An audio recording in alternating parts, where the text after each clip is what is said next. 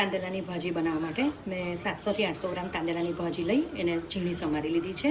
વઘાર માટે તેલ, 1 ચમચી મેથી દાણાને મેં 15 થી 20 મિનિટ પાણીમાં પલાળી રાખ્યા હતા અને અત્યારે મેં એનું પાણી નિતારી લીધું છે.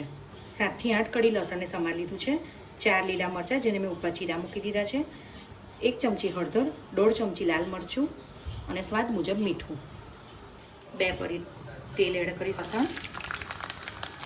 લસણ થોડું લાલ થાય એટલે લીલા મરચાં પલાળેલી મેથી એડ કરી અને 5 થી 10 સેકન્ડ એને સાંતળીશું.